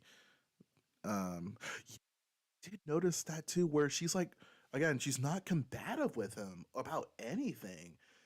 Um, combative with anything about that. And it's like, no, dude, you said I'm sorry to the victims. What the hell was that about? You didn't say anything about that. So that just shows me that you wanted James Charles for the clicks. But obviously, it's not going the way you wanted it to. Not going the way you wanted it to. Also, this is how I know they're not friends because she left all these negative comments up, and you know any publicity is good publicity. Blah blah blah. Whatever. I don't think that's true. Uh, but just looking at the response, it was just like she must not know her audience that well if like her audience reacted this way. Like yes, there are some people. Also 634 likes on a video with 20,000 views. I know the dislikes are so high on this. Well, 20,000 views, that's crazy. And I know for a fact that a lot of these views are because people are coming to the video to be like, why is she talking about James Charles? All right, let's go back to the comments real quick. Oh, girl, this ain't it. The fact that he's acting like this only happened 2 times is crazy. Oh my God. I got this person right here. This is what drives me nuts. Watch this. Okay. I'm like, no hate to this person at all. I'm just kind of like responding. I'm gonna try to cover their name. I don't want anybody to like also people don't harass people from my channel. That's not what this is for. This is more so like conversation. So this person said it did only happen twice, considering there were only 2 that had a single drop of evidence with an interaction with James. The literal thought, okay, it's not thousands of people. At the most, it was like 30. So let's relax. Literal thousands of people other claiming James has messaged them were almost 1,000% just making empty claims for clout, since they saw it was working for others. With celebrities, especially like this, if somebody makes a claim but don't back it up, they should not be taken seriously unless somebody can actually vouch for them. This is so victim blamey to me, where now it's like, oh well, I need someone to vouch for your story before I believe you. I don't think That's I don't think that's the right move. Um,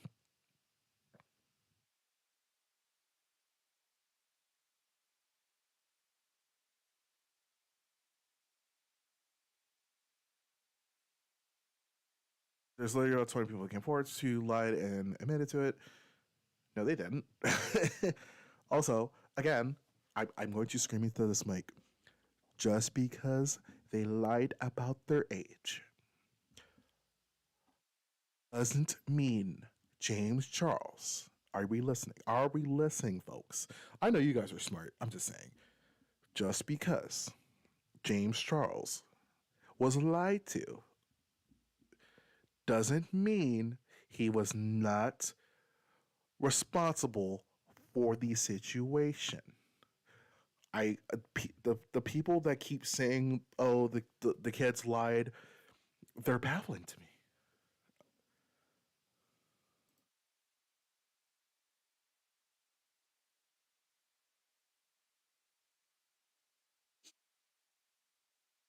And also, at 21, you should not you're at drinking age, right? If you're 21, you should not be interested in someone that just got out of high school. I'm sorry. I know some couples did start like that and it ended fine, but when it comes to this pattern with James Charles, I don't just don't like that. It's a terrible excuse. I'm sorry. And also, you shouldn't be. And also, this comment right here, you're wild for covering James Girl is the taking accountability and hard hitting questions in the room with us. God. He's literally taken accountability so many times. Okay, but he literally said just now that people misunderstood what he apologized for. So I'm confused here.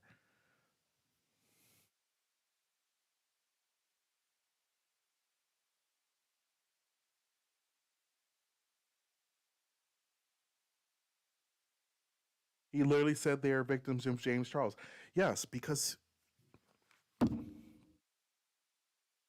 he's like, I'm sorry to the victims. He said that. I'm sorry to the victims. Like, this is what's so baffling to me. People are really saying, oh, it was only two people. It should be zero. It should be zero. Like, okay. When I was in school, when I was in school, like a little backstory here. The amount of seniors my year that were dating like freshman girls. Like for instance, I was 16 when I started senior year. So when I was dating I dated a girl in her sophomore year when I was like a senior, but I was 16, she was 15, and like when I say 15, she was almost 16. So we were basically like less than a year apart. But there were like senior dudes that were like 18, about to be 19 when they graduated, like messing around with like a 14, 15-year-old girl. And like I thought that was gross. But everybody like thought it was so normal and like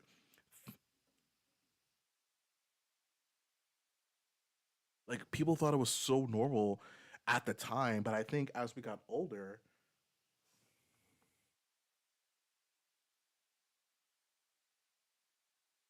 I don't know why people give him any platform at all after all the underage. Yeah, yeah. Oh, yeah.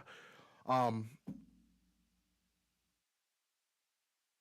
I think what it is for me when I was in school, when I found out like people in my class, like I graduated in 2011, right? So, I'm 30 now. I'm still thinking about that stuff and I still think that's gross and I think that's weird. Like why are you as a grown person, men or women? Like let's be real, let's be fair here. Why are you so interested in someone so young? You know? Does that not click that that's weird to you? So when James Charles is like, "Oh, they lied about their age," like I think Peter Mon said it best. We saw what they looked like, and they looked nothing close to 18. Like you could tell they were baby faced teenagers, dude. and I think and I think that's what's being missed here is like James Charles said that he wanted to date as young as possible and who looked as young as possible, right? So why are we having this why are we having this debate that oh well the kids lied but like you if you looked at them you, they don't look 18. They didn't look 18 at the time. I'm sorry, they're definitely like older now. I'm just saying they didn't look 18. So I'm so sorry. That's a really terrible excuse to try to like make James Charles seem the victim here. But he's not. I'm sorry. If you disagree with me, I'm sorry. um Gross. James is PETA. He's that where he's gonna be taken seriously. You're that desperate for content. Oh, this kills me. Like, oh, so you want attention so bad, dude? It's not okay. Why? Why is this becoming a moral debate when the morality is that this video should not be a thing? You know? Oh man, I'm getting worked up a little bit, just a little bit, not that much though. All right, we're almost done with this part, and I'm gonna skip forward.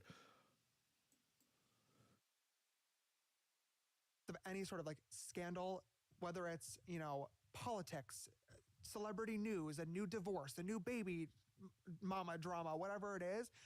And like information is so easily accessible, but also just as easily misconstrued. And everything goes viral every couple of seconds on all different platforms with whatever information is going to be most entertaining to the viewers. Totally. And I just think it's a vital skill. Also, he's presenting this like outlet like what he's done is entertainment. Like that's what people click on it for.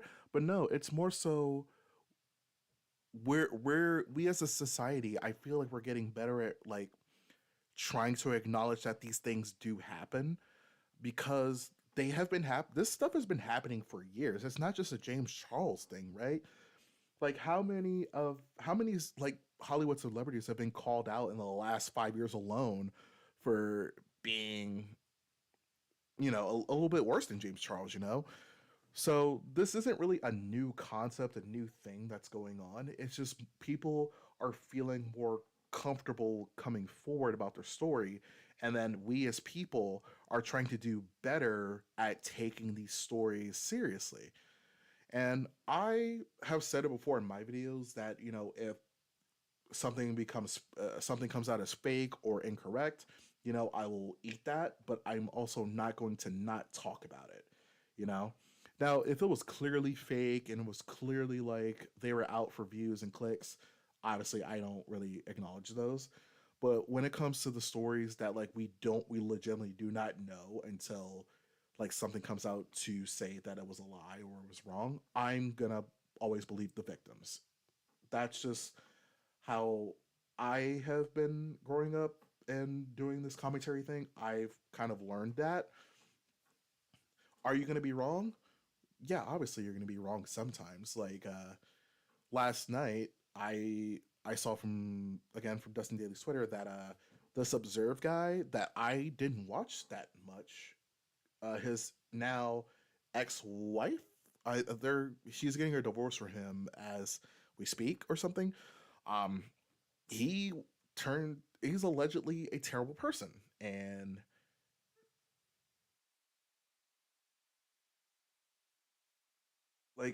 like he's allegedly a terrible person. He lied about all his credentials, so he doesn't even have like a degree or anything. So he's doing all these body language videos, and apparently all of it is fake.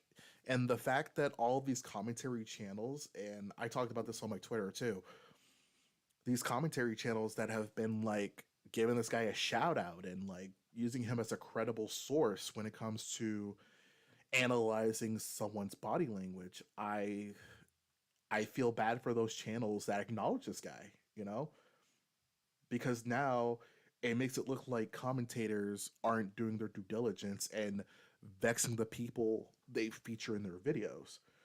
Um, something This is just something I thought about. He should have left the internet. He should have left the internet. The fact that he never even had charges pressed against him when there's legitimate evidence is mind blowing, and I think when it comes to that, I feel like the people that were affected in question, they probably didn't want to fight that legal battle for so long because unfortunately the court system sometimes gets it wrong. But not only that, um, if you run out of money to like pay your lawyers or whatever it have you, then the case kind of like falls on itself, you know?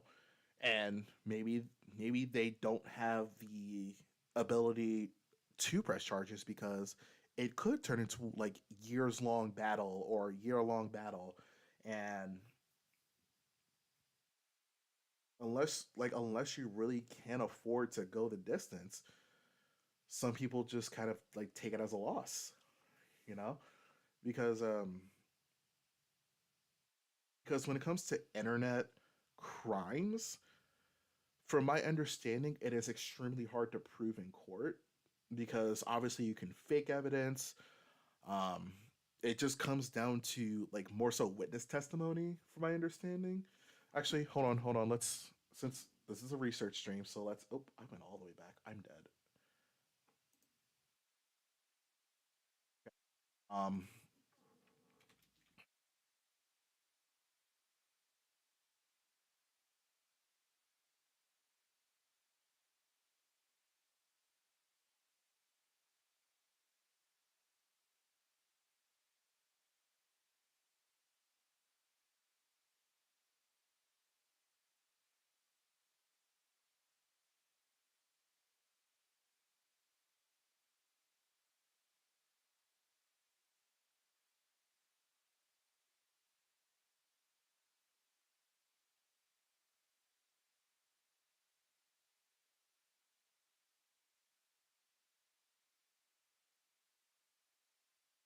yeah, yeah. So bulletproof evidence is really hard to get, because again, it's so easy to fake evidence, and I'm acknowledging that, right? As someone that's believing, these two guys especially that came forward about James Charles, it's hard to prove, and that's nothing against them. It's just, do you want it? Are you really willing to fight that battle to like what get him convicted, like get him like what a slap on the wrist? Because I don't know. I don't know, but it's extremely hard to prove, and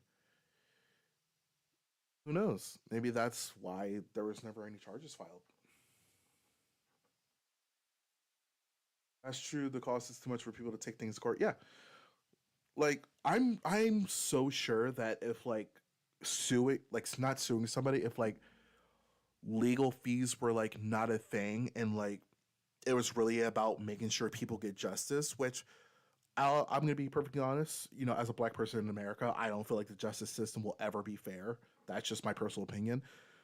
But I feel like if there was like a system, especially when it came to like stuff with minors, I feel like if there was like a system in place to protect them even more and like give them free support, I would love to see where that could go because I'm very interested to see how many cases of this type of stuff would be brought to light. Um,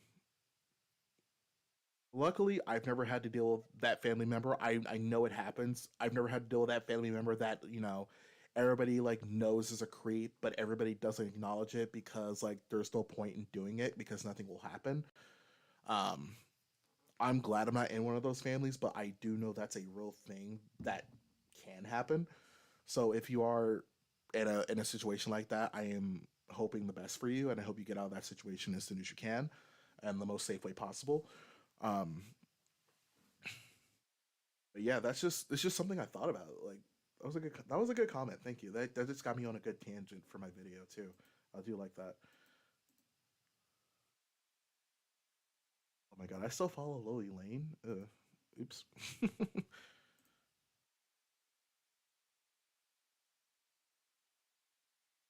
information is so easily accessible, but also just as easily misconstrued. And everything goes viral every couple of seconds on all different platforms with whatever information is going to be most entertaining to the viewers. Totally. And I just think it's a vital skill to be able to look for, a real source or accurate information, regardless of whatever topic is being discussed. Or read something from an actual unbiased point of view and not like oh my God, this is like giving me a little bit of a thrill to read. Yeah. Should we move on? I would love to move on. Okay, so that's it for that. And then they like play some games or whatever. They talk about stuff. We're gonna skip ahead to the ID checking part, and then we're gonna go all the way to publicity strategy, I think. And I think that's gonna be it for looking at this video. Um, the way that again, I don't know the Sophia person. This is all my research for her. She's famous for being a blogger and a podcaster. Um, Alex, so I did do some research, and it shows that Sophia and Alex were on this podcast. They call it "Call Me Daddy," and then like they had like a disagreement about contract renewals right here, and I'm just kind of like, okay, so this is like her thing, which is why when I looked at her channel, her first video has like 150 plus thousand views, and it's not like it's hard to go viral on YouTube when you first start off. So I was like, okay, this girl must have a following from somewhere. Otherwise, it would make no sense why she got popular so fast. Um, and then they addressed it on Tana's podcast. Oh my god, the way this was around the time last year that James Charles had his interview with Cosmopolitan, that's creepy. And then apparently, I I don't know much about this call her daddy stuff. Oh, she posted it twice. Oh, she posted it on this channel too, on her call her daddy channel too. Okay, got it.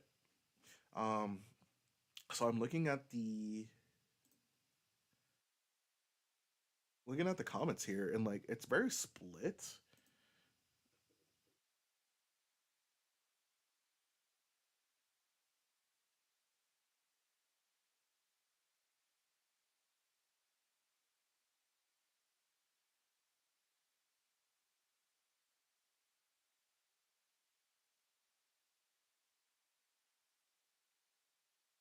And is it owned by Barstool Sports? Is that what I'm understanding?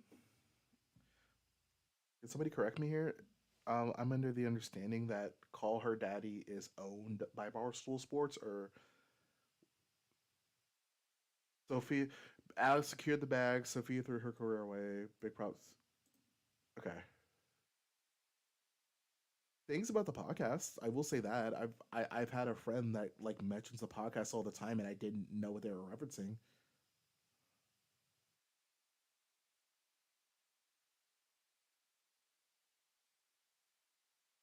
Oh, okay. I finally got an explanation.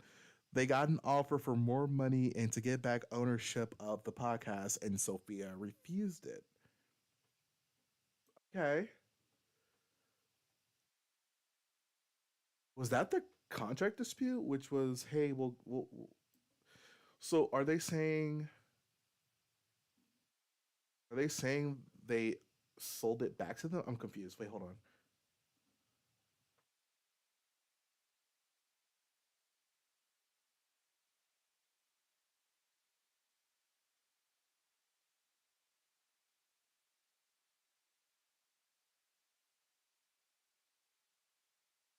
Imagine being upset about working once a week. Okay, so they do a podcast once a week. Okay. And then they would have made 500K per episode. What? And I think I saw, oh man, I don't know if it's gonna pull up, but I think I saw something where it said Alex made like $60 million last year from her podcast. So this Sophia girl really fumbled the bag. Yikes. Okay. That's insane to me. That's insane to me. I'm sorry. Okay, it's starting to make sense why she's having like these random celebrities on her channel. Because no offense, I feel like celebrities would never give like YouTubers with like less than 100,000 subscribers a look. To be honest with you, it's like, oh well, you're not that popular, so I'm not gonna come on. But she's gotten some notable celebrities on here, so I don't know. Oh, we're skipping I'm glad past we it. talked. Okay. We're getting past this. Okay, so let's go to the ID checking section. When you get in a serious relationship, will you be public with that person? Yes, but after a really long time. I think that I've been a clout token far too many times for men that I A cloud token. Okay, this is really pushing the I'm a victim complex so bad right now. It's pushing this narrative that he's a victim so bad. Like, didn't give a fuck about. So I would really want to make sure that the person that I'm with, I was positive that they were in it for the right reasons and not trying to use me for anything other than genuinely loving the human being that I am before posting it. But my entire life has always been online. I love making content online, and of course I want to make cute shit, bitch. I want the Yeah. fucking likes on a relationship video. You want to show them off once Yeah, I would you're love certain. to, as long as I'm positive that it's the right vibe. I will not. Okay, Will not. I love that. Good for you. And sometimes I think maybe that's like why does it sound like unhealthy it as had a fuck. word I don't cut? know. Everybody has different boundaries. Everybody has different things that they want to do. If I think that also, like, when you're in the public eye, it's just risky. It's really dangerous, It's and that's why I very want to wait. risky. But eventually, you know, It's gonna come out. yeah, of course. I mean, I don't love, like, I'm not a big going out person. I'm not like out on the town that often, but I go to red carpets and events very frequently that I'm grateful to be invited to. I love going out to eat with friends Oh my god! And do people you all the take a time. date? You like To a red drop. carpet. You drop the hand when you get to the carpet though. and, like- No, I'm not dating anybody, so I have nobody to bring with me to but a like, date. what if you just brought like a casual date? Oh my god, for like a first time, bitch. What? No. Listen. Have you ever please. done that? No. Really talking like they're best friends. That's crazy. I don't know about you, but I just couldn't be even if I was friends with the person, right? I could not be across from someone with some serious allegations, man. I don't know. Like, she's way too friendly for me to the point where there's no way this isn't biased. And she wants to talk about anchoring bias, and yet for the people, see, so here's what's so contradictory about it. She's talking about anchoring bias earlier, right? But isn't it kind of anchoring bias herself, where if this is the first time her fans have heard about James Charles, is she not painting a picture that everybody that accused James Charles of his allegations are liars? She's really friendly with him, and it's really throwing me off. Oh, this is something that this publicist from forever ago told me was like, just take someone just to get people talking. No. Kind of smart. No. I would never do that. Never, ever, ever, because people are going to find out who that is, and that's just as much. Even if you're not posting them on your platforms, Yeah. that's just as much of a clout token for the other person. If press picks it up, if What is a clout token? Is that a real term? Hold on, let me look this up. Clout token. Yeah, I think I do like doing research streams because I just be talking. And all right, clout token. Oh my god, the way cloud token is related to Bitcoin. That's funny. That's funny. All right, we're gonna go back. TikToks are made, if people on Twitter find it, it's the same shit. That's true. But it gets people talking about me. It's not. It's After it's all that not- I've been through and the Oh, mistakes that's that I made, the not- last thing that I want is people discussing my dating life any further. So no, there was one guy that I was talking to for like 6 months that I brought with me to a Halloween party, and it was great. It was fine. He didn't And do what, it was everywhere? no, Like, ended no, up. it actually went nowhere. It was perfectly fine. It was great. But my point is that I talked to him for half a year before I was willing to bring him anywhere public with me. Okay. He didn't do anything weird. He was perfectly fine and normal. It was a great Yeah. vibe. It didn't go anywhere either. So it was fine. And the Halloween party, you had him with a mask. No.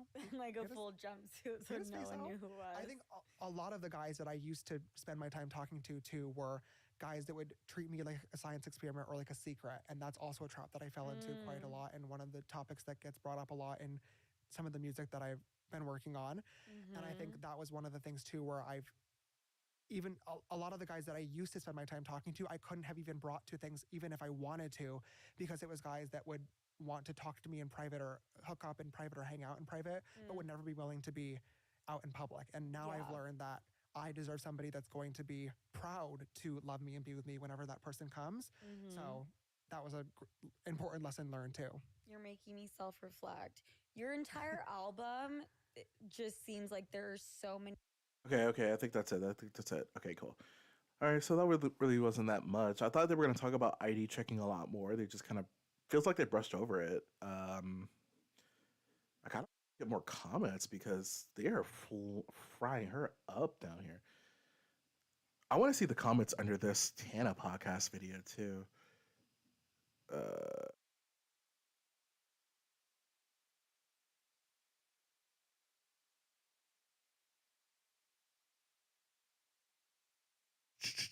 Okay. Um.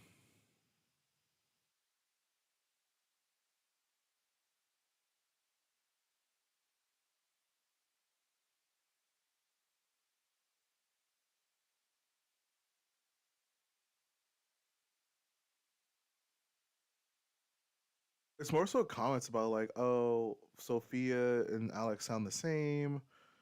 Um.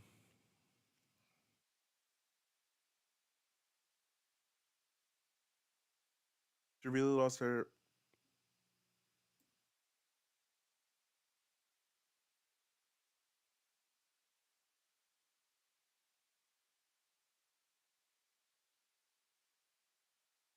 I mean, she really didn't lose her platform though, right? She just kind of said no, thank you, and moved on.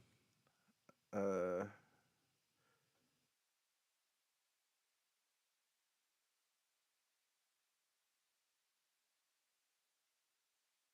See new comments actually. Let's go. Let's. I want to see new comments because I think new comments will be more telling. New comments.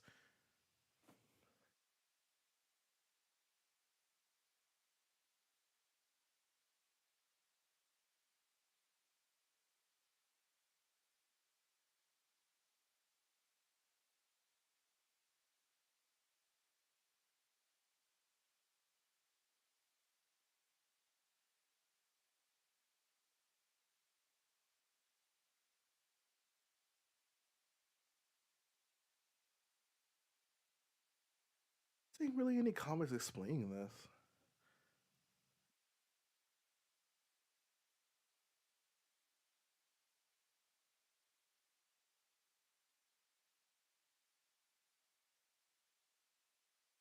Ah, okay.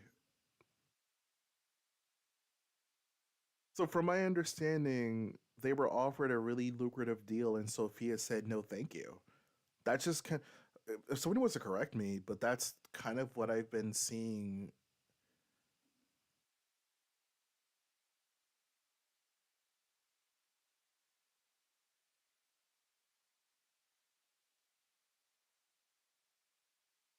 We're talking about Miralex in the comments. What the hell? um. do-do-do-do-do.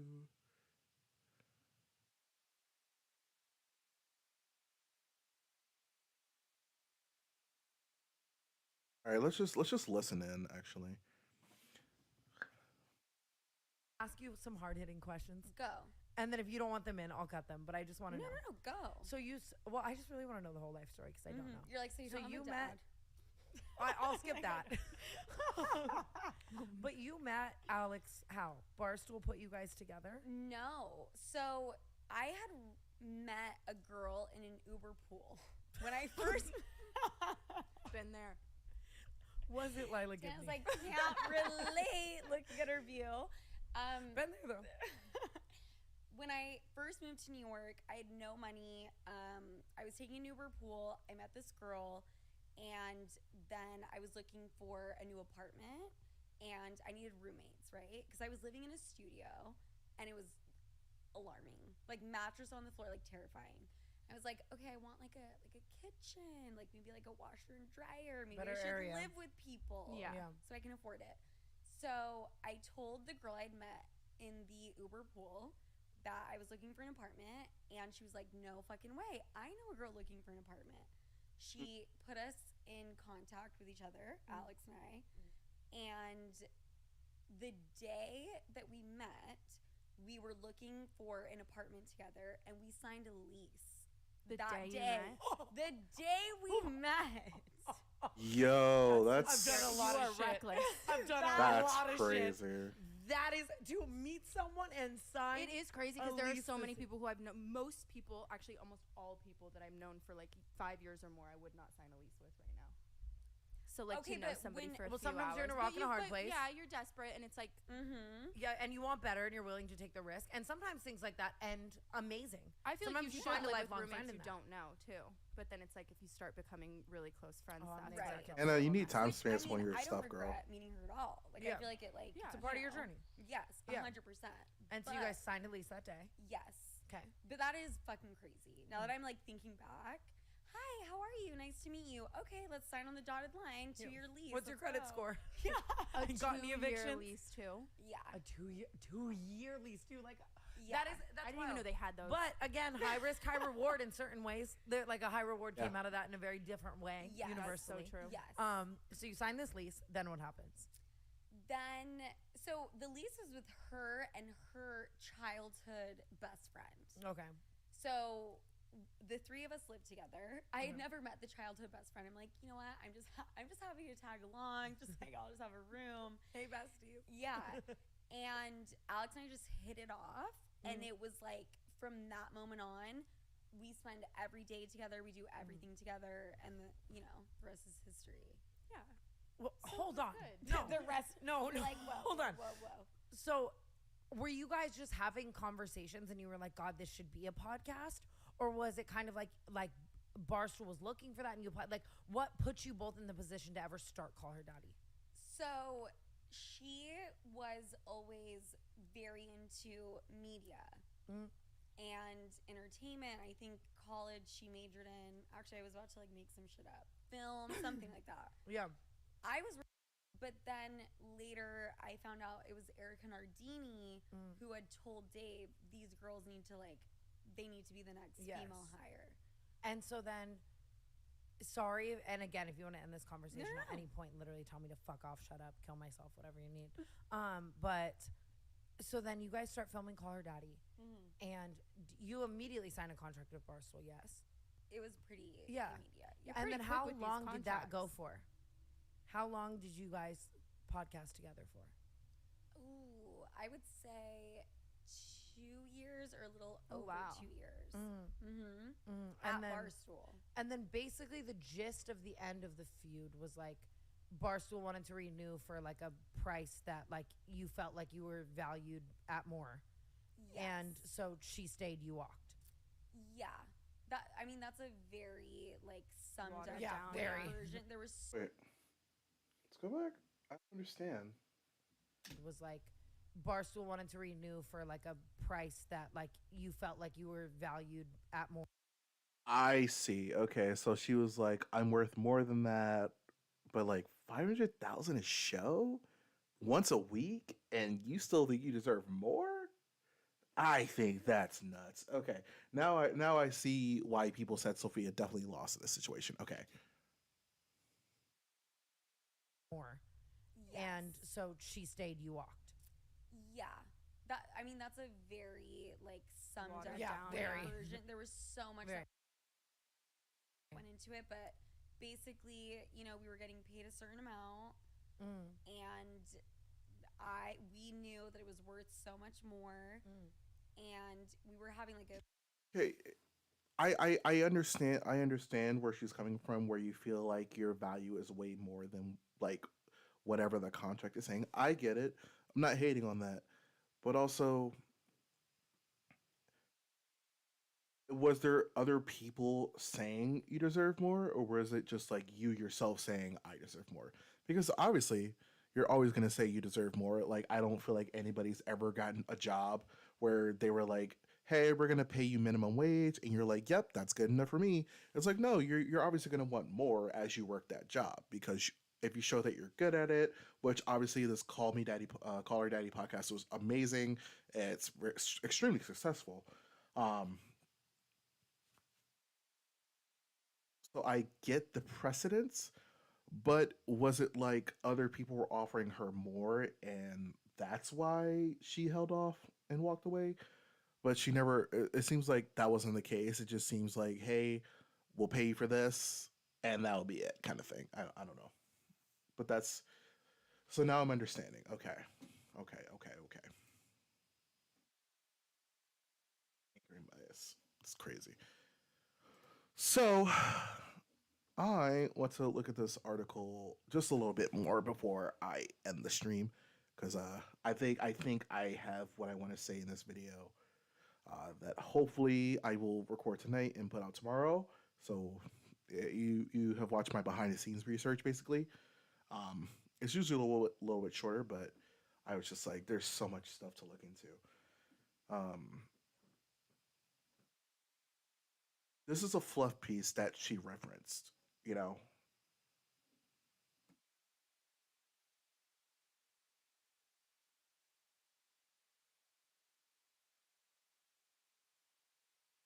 if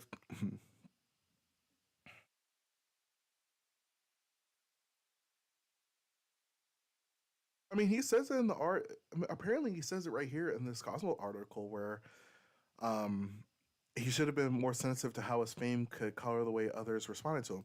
Yeah, because if you're just like a normal person and like a celebrity reaches out into your DMs and says, "Hey, you're cute," that I'm gonna respond, right? Like I'm a normal person. I mean, probably not. I'm not. I don't know. I'm 30. I don't know. I don't trust people. But if let's just say like Jarvis Johnson. I love Jarvis Johnson. Great content creator, great YouTuber. If he like hit me up in the DMs and said, "Hey, yo, you want to collab?" and I was like super excited to collab because I'm like, "Oh man, it's Jarvis Johnson, man! Like, oh dude, I would love to collab with him." So I would just kind of like say or do anything to make that happen. Obviously, I'm just giving a hyper example. I wouldn't really do that, Jarvis Johnson. He's not watching this, obviously, but I just think that it, I just like if especially if they're like they were minors at the time, right? So of course a minor's going to be really excited. Unless so this is what I'm still unclear about. Did the minors in question reach out to James Charles first or did he reach out to them? Because if he reached out to them, obviously there's a huge power imbalance right there where one, why are you in DMs trying to like hook up with anybody as a celebrity? I think that's weird. And two, that would make more sense about why these minors would lie. You know what I'm saying? Allegedly, whatever. It would make more sense why they would lie, because it's like, oh, James Charles has like so many millions of followers and he's giving me attention. What do I say? What do I do? Like, of course, that's how it's going to go, you know?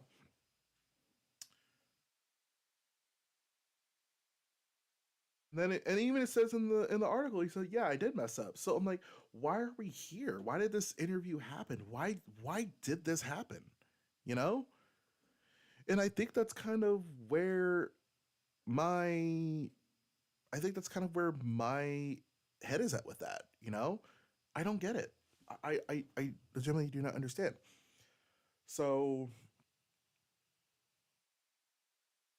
yeah, I think I've kind of reached the end here of the stream, guys. I think I'm gonna keep my tabs open because obviously I have to take.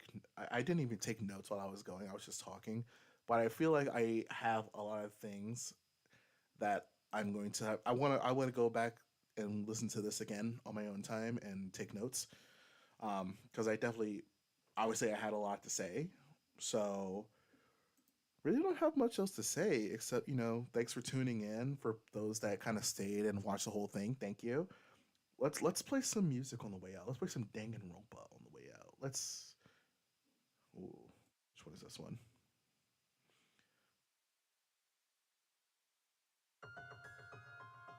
Oh yeah, oh yeah, I love this song. All right, ladies and gentlemen, it's been a pleasure. It's again, it's me, it's Malcolm. Thanks for tuning in today. Hope all of you had an amazing time. I feel like we had a good conversation today. Be on the lookout for this video hopefully tomorrow when I record tonight. Don't know when I'll be recording because I kind of want to go eat because I'm a little bit hungry. But I just really like Danganronpa. Can you tell? I turned down a little bit, just a little bit. I just hope all of you brought something along with you along the way here. Thank you for engaging in this conversation, even though you didn't have to. Appreciate everybody that came and hung out with me tonight. I really appreciate that. Really don't have much else to say. Once again, it is Malcolm. That's me. I wish you all well. I wish you all good health. And I'll see you again next time.